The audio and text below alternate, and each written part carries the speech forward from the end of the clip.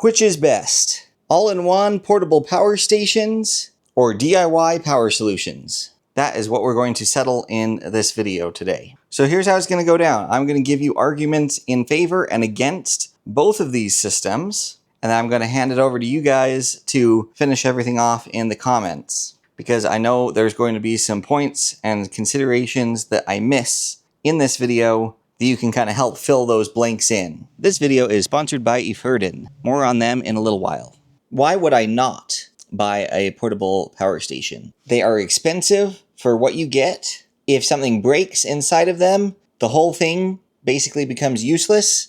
They're very hard to repair yourself. Usually pretty terrible solar input capabilities, small battery capacities, and never being able to use them any other way really besides as a portable power station. So why would I not want to get a DIY system like this? If I'm not comfortable wiring things and working with potentially dangerous electricity, if I wanted to be able to load this in a car and take it with me and unload it, at a picnic spot or a campground or something like that, it's possible, but a lot more hassle with all the wires. And feeling overwhelmed by, all the different components and parts and pieces and stuff I gotta have to make sure it all works correctly. Now, why would I want to own a power station? I'm gonna interrupt the video quick and tell you a little bit about this Efurden open frame inverter generator. Crazy but true, you can pick one of these up for like around $300, sometimes even less than $300. It's rated at 4,400 starting watts and 3,400 running watts. It's got a 2-gallon fuel tank with an integrated fuel gauge. Comes with a fuel strainer as well. It is recoil start only, no electric start. We get some of the nice features of an inverter generator, such as the eco throttle, DC 12-volt outputs, and then of course some nice AC power outlets. Due to its open frame nature, this is certainly a little on the louder side, and you can see my readings here. This is with the generator fully loaded with no eco throttle turned on. This is with the generator unloaded with no eco throttle turned on. And this is with the generator unloaded with eco throttle turned on. Of course, I had to see if their claims of it being an inverter pure sine wave generator at this price point were true. And crazy but true, you guys, the voltage held rock steady with a perfectly pure sine wave at 60 hertz. They even include an oil fill funnel and some tools in the box. So if you're looking for a ultra budget friendly, very capable, and pretty darn high quality generator, check out the links for this one in the description below. I had very low expectations for how cheap this thing was, but it actually surprised me how good it tested out. And please comment, you guys, and let me know if you would be interested in a full dedicated video going in depth with the testing on this generator. Because if there's enough interest, I will do that for you. So now let's get back to the main video.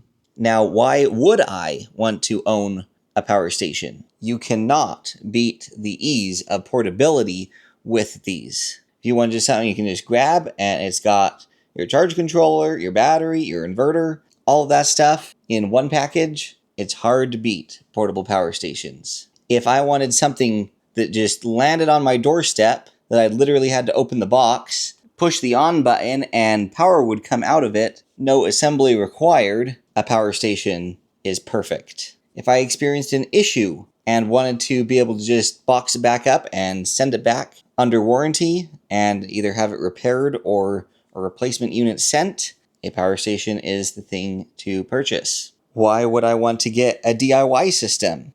Usually a significantly better price across the board for what you get. Case in point, this single battery right here is larger than both of these power stations combined. Yet that component costs a fraction of both of those combined. This whole kit here costs less than both of those combined. Modular components is another one. Let's say that my inverter failed. Unlike in a power station where everything fails, even though the battery is still totally good, you're not getting it fixed without sending the whole unit back. In the DIY, I can simply disconnect that inverter, get rid of it, get another one, hook it up, and everything else continues to function and work the way that it's supposed to. That is one of my favorite reasons for doing DIY, aside from the cost savings. You can add massive amounts of solar to DIY systems compared to portable systems. And you can fully customize how much solar you build your system to accommodate. Portable power stations ship with what they ship with, and that's what you're stuck with. The other thing I love about DIY systems is money is rarely ever wasted. So start out with a small basic system like this, 2000 watt inverter, gives you 120 volt output, basic 120 volt charger, a 2000 watt MPPT solar charge controller, 5 kilowatt hours battery storage. Fast forward, and you're like me with a full whole home solar backup solution. Well, guess what? This battery is compatible with that 12,000 watt inverter. This charge controller is still compatible with this battery that is attached to the 12,000 watt inverter. This solar that's been connected to this system can still be connected to that, which is connected to that, which is connected to that. So this can grow and expand and transform into whatever really you want it to become, whereas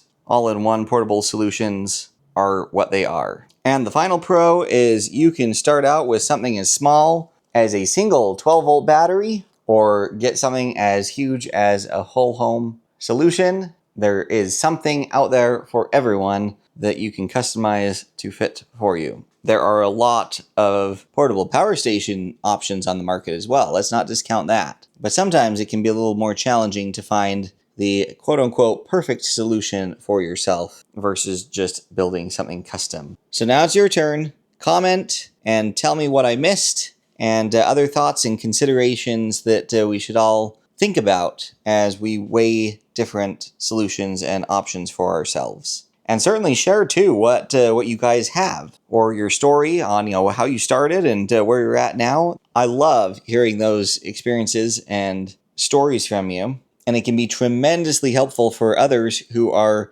just starting their journeys and can learn from people who have been there and done that. I'm going to leave a couple of videos down in the description featuring portable power stations that I've made, as well as DIY power solutions. So be sure and check those out. I also have links down there where you can book a one-on-one video consultation with me, submit a guaranteed to be answered question, as well as everyone's favorite feature these days, my custom YouTube channel search engine. That allows you to query any question you may have, and it will search across all of my videos and pull up relevant results, including timestamps, pertaining to your query. That has been tremendously helpful for a lot of my audience to find answers and insights into questions they had from earlier videos and they just didn't know where to look. So take advantage of all of those resources down in the description. I sure love and appreciate my YouTube family here. You guys are awesome. Thanks for being you and thanks for your support.